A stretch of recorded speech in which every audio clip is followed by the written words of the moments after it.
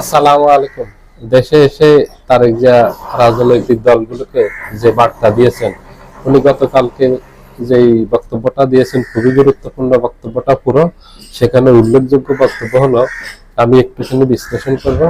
সেটা হলো উনি সকল রাজনৈতিক দলের প্রতি একটা আহ্বান জানিয়েছেন ঐক্য হওয়ার জন্য, দেশের স্বার্থে সবাইকে ঐক্যবদ্ধ হওয়ার জন্য, দেশে যেন কোনো ধরনের বিশৃঙ্খলা তৈরি না হয়, আগামী নির্বাচন যেন নির্বিঘ্নে হতে পারে।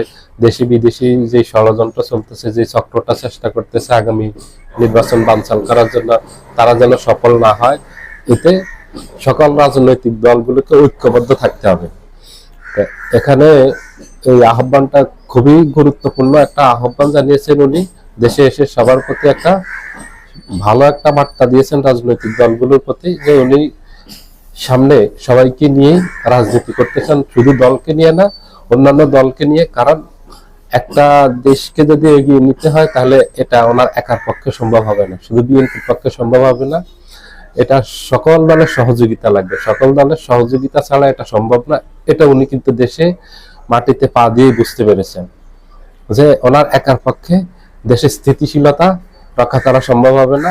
অথবা বিএনপিকে উনি মানে বিএনপিকে দিয়ে, একটা দল দিয়ে দেশের আগামীর এই শান্তি শৃঙ্খলা ঐক্য এগুলি ধরে রাখা সম্ভব হবে না। উন্নয়ন, দেশের মঙ্গল, জনগণের শান্তি এগুলি সম্ভব না।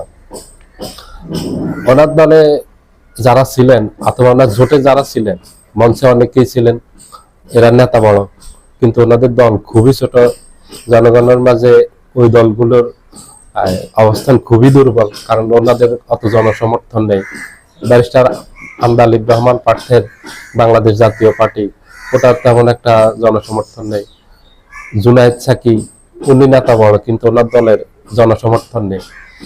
নুরুল হক নূর উপস্থিত ছিলেন, তার দলের অত জনসমর্থন নেই, নেতা বড়। তো দুর্বল দলগুলো জনসমর্থন নিয়ে উনি দেশে শান্তি ঐক্য এগুলি ধরে রাখতে পারবেন না। এই জন্য অবশ্যই বড় দলগুলি লাগবে, বিশেষ করে জামায়াত ইসলামীকে লাগবে, এনসিপি কে লাগবে। কারণ এখন বাংলাদেশে বর্তমানে বড় দল আওয়ামী লীগ যেহেতু রাজনীতিতে নেই, রাজনীতির বাহিরে আওয়ামী লীগ, এদেরকে এদের সাথে সমঝোতা ছাড়া, এদের সাথে ঐক্য ছাড়া, রাজনৈতিক ঐক্য যেটা প্রয়োজন দেশের উন্নয়নের জন্য, দেশের মঙ্গলের জন্য, দেশের স্থিতিশীলতার জন্য, ওদের ঐক্য ছাড়া এটা কোনো অবস্থাতে তারেক জিয়ার পক্ষে দেশের ঐক্য ধরে রাখা সম্ভব হবে না, দেশের শান্তি শৃঙ্খলা ধরে রাখা সম্ভব হবে না, এবং বিদেশি ষড়যন্ত্র বানচাল করা ওনার একার পক্ষে সম্ভব হবে না, অথবা বিএনপির দল হিসাবে এককভাবে এটা সম্ভব হবে না। এবং বিএনপি জোটে যারা আছে, এতক্ষণ বললাম যে ওনারা নেতা বড়, কিন্তু দল হিসাবে ওনাদের তেমন একটা জনসমর্থন নেই, এই জনভিত্তি নেই, ওনাদেরকে দিয়ে সম্ভব হবে না। ওনারা হয়তো বিএনপির সাথে থাকবেন, তারেক রহমানকে সমর্থন দিয়ে যাবেন, তাতে কোনো সন্দেহ নাই, সমর্থন দিয়ে যাবেন ওনাকে।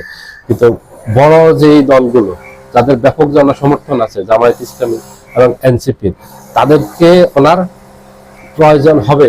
যদি আগামী রাজনীতিতে বিএনপি যদি আগামী নির্বাচনের মাধ্যমে ক্ষমতায় যায়, তাতেও প্রয়োজন হবে। আর যদি যদি ক্ষমতায় যেতে নাও পারে, তাতেও প্রয়োজন হবে। কারণ রাজনীতিতে দেশের স্বার্থে সবাই রাজনীতি করেন। যদি রাজনৈতিক দলগুলোর মাঝে ঐক্য না থাকে দেশের স্বার্থে, তাহলে কিন্তু সেই দেশে শান্তি শৃঙ্খলা বজায় রাখা খুবই কঠিন হয়। এটা একক দলের উপর নির্ভর করে না একটা দেশের এই উন্নয়ন, শান্তি শৃঙ্খলা, দেশের এক কথা হলো দেশের স্থিতিশীলতা। কোনো অবস্থাতে সেটা রাজনৈতিক স্থিতিশীলতা, অর্থনৈতিক স্থিতিশীলতা, যে আভ্যন্তরীণ নিরাপত্তা, স্থিতিশীলতা, সকল কিছু নির্ভর করে সকল রাজনৈতিক দলের উপর। এটা একজনের উপর নির্ভর করে না, একটা দলের উপর নির্ভর করে না।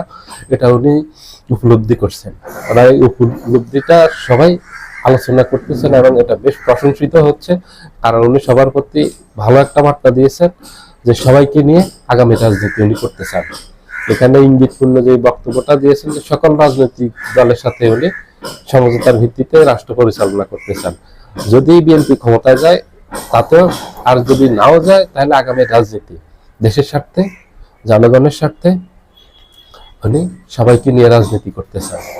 ওনার এটা খুবই গুরুত্বপূর্ণ। কারণ ওনার একার পক্ষে, বিএনপির একার পক্ষে দেশের শান্তি শৃঙ্খলা ধরে রাখা কোনোদিনই সম্ভব হবে না। এটা যে কোনো দেশে একটা দলের উপর পুরো একটা জাতির সম্পূর্ণ দায়িত্ব পালন করা কোনো অবস্থাতেই সম্ভব না।